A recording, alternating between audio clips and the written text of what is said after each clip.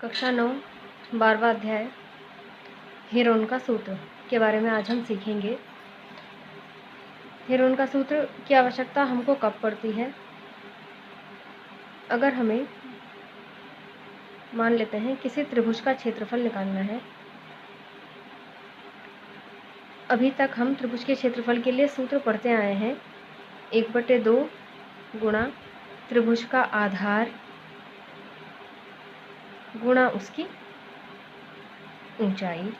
यानी कि मान लिया अगर हमें कोई त्रिभुज दिया गया है,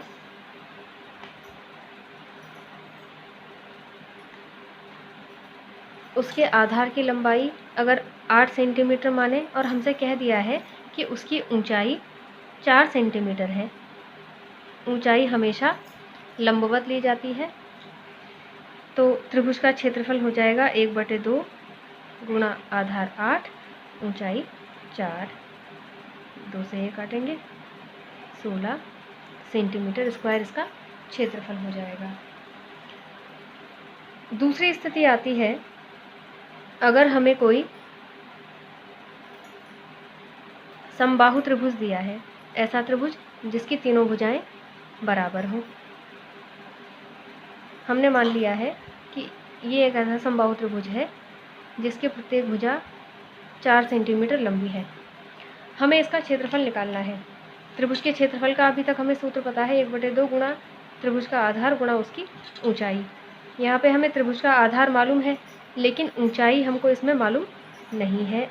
ये ऊंचाई लंबवत होगी, तो हमारा काम होगा हम इस ऊंचाई को निकालें और 1/2 गुणा आधार गुणा ऊंचाई सूत्र से त्रिभुज का क्षेत्रफल ज्ञात करें। तो इस त्रिभुज में क्या होगा? त्रिभुज समबाहु है, तो शीर्ष से जो हम लंब डालेंगे वो सामने की भुजा के मध्य बिंदु पे जाके मिलेगा। यानी ये पूरी 4 सेंटीमीटर है, तो यहाँ से यहाँ तक आधी 2 सेंटीमीटर हो जाएगी, यहाँ से यहाँ तक आधी भी 2 सेंटीमीटर हो जाएगी। ये 2 सेंटीमीटर लंबवत डाला है, ये कोण 90 अंश का होगा। इसका मतलब ये वाला त्रिभुज, इसको नाम दे देते हैं ABD। ये त्रिभुज ABD समकोण त्रिभुज होगा। समकोण त्रिभुज ABD में हम इस सूत्र को अप्लाई करने के लिए ऊंचाई ज्ञात करना चाह रहे हैं। यहाँ पे AD ऊंचाई है, तो हम इस त्रिभुज में पाइथागोरस प्रमेय लगा लेंगे।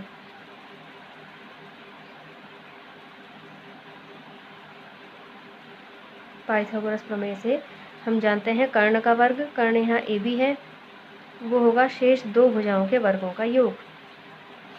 ये वाली भुजा AD का वर्ग और ये वाली भुजा BD का वर्ग। AB 4, AD हमें ज्ञात करना है, BD 2, 4 का स्क्वायर 16,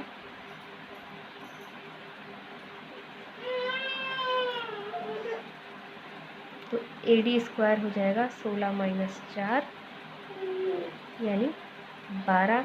उस हिसाब से AD हमारी निकल गई √12 सेंटीमीटर। अब हमें ऊंचाई ज्ञात हो गई है त्रिभुज की, तो हम आसानी से इस त्रिभुज का क्षेत्रफल ज्ञात कर सकते हैं। त्रिभुज ABC का क्षेत्रफल 1/2 गुणा आधार गुणा ऊंचाई। 1/2 आधार यानी BC 4 सेंटीमीटर और ऊंचाई AD अभी हमने ज्ञात की है √12 सेंटीमीटर। 2√12।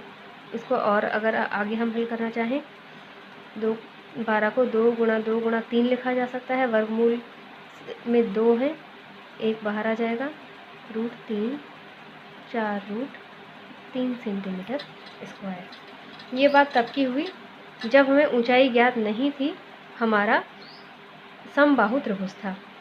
बिल्कुल ऐसे ही समद्विबाहु त्रिभुज में भी हम ऊंचाई ज्ञात कर सकते हैं और सूत्र 1/2 गुणा आधार गुणा ऊंचाई से त्रिभुज का क्षेत्रफल ज्ञात कर सकते हैं। समस्या हमारी तब आती है जब हमारा त्रिभुज विषमबाहु त्रिभुज हो, जिसकी तीनों भुजाएं अलग अलग नाप की हैं।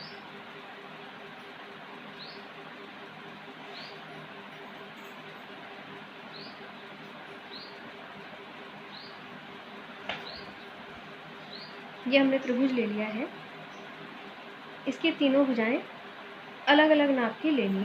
हमने मान लिया इसकी एक भुजा 40 सेंटीमीटर है, दूसरी 32 सेंटीमीटर है और तीसरी 24 सेंटीमीटर है। ऐसी स्थिति में हम इसकी ऊंचाई ज्ञात नहीं कर सकते, यानी 1/2 गुणा आधार गुणा ऊंचाई सूत्र लगाकर इस त्रिभुज का क्षेत्रफल ज्ञात नहीं कर सकते हैं। ऐसी स्थिति में काम आता है हमारा हीरोन का सूत्र। इस सूत्र के अनुसार किसी त्रिभुज का क्षेत्रफल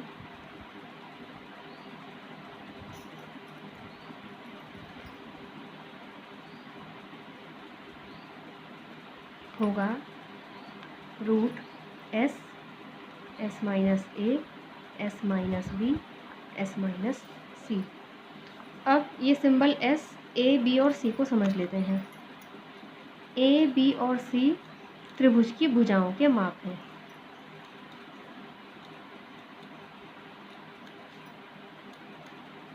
यानी अगर हम इस वाले उदाहरण को देखें तो A 40, B 32 और C 24 है। किसी को भी कुछ भी मान सकते हैं। A, B, C भुजाओं की लंबाइयों को दर्शाता है।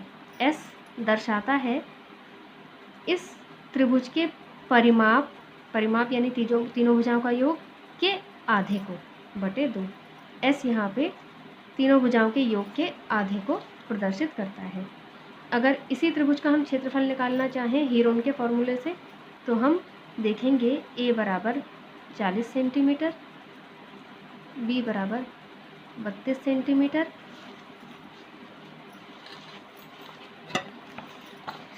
और C हमारा है 24 सेंटीमीटर। S ज्ञात करने की कोशिश करते हैं।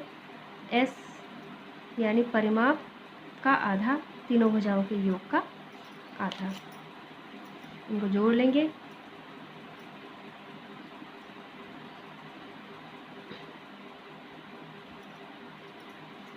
छियानवे बटे 2 से हम भाग करेंगे 48 सेंटीमीटर। S का मान हमारा 48 आ गया है। ABC 40, 32 और 24 है। अब हम हीरोन के सूत्र से त्रिभुज का क्षेत्रफल ज्ञात करते हैं।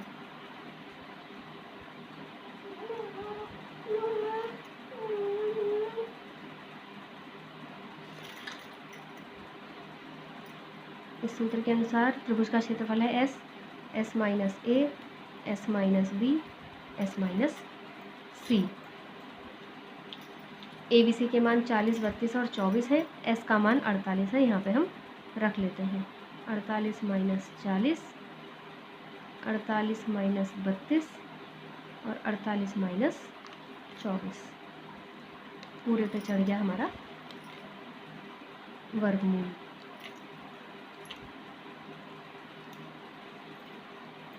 अड़तालीस में से 40 माइनस करेंगे, बचा 8। 48 में से 32 माइनस करेंगे, बचा 16 और 48 में से 24 माइनस करेंगे, बचा 24। ब्रैकेट के यहाँ पे बीच में कोई चिन्ह नहीं है तो गुणा का चिन्ह माना जाता है। यानी वर्गमूल के अंदर हमारा आया 48 × 8 × 16 × 24।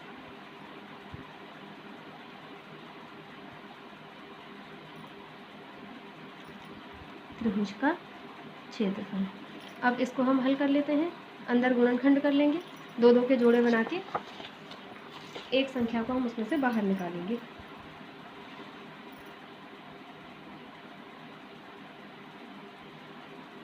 जैसा हम वर्गमूल में ज्ञात करने के लिए करते हैं।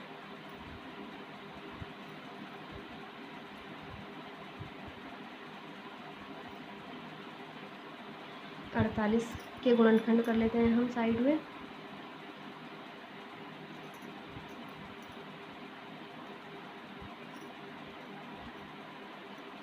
गुणनखंड हम कक्षा 6 में 5 में सीखते आए हैं।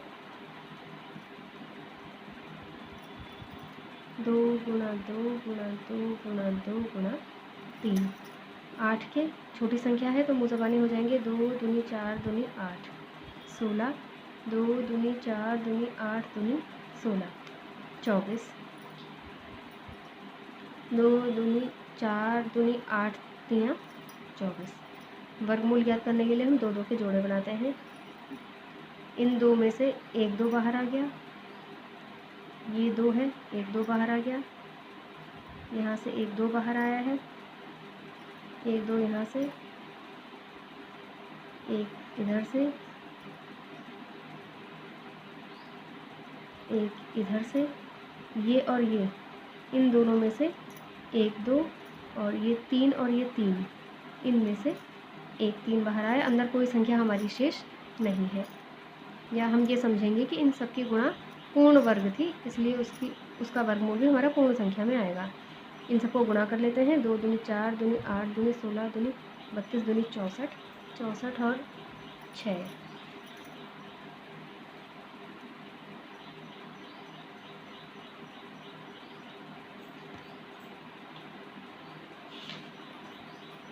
384 सेंटीमीटर स्क्वायर। इस तरह हम हीरोन के सूत्र से त्रिभुज का क्षेत्रफल ज्ञात करेंगे।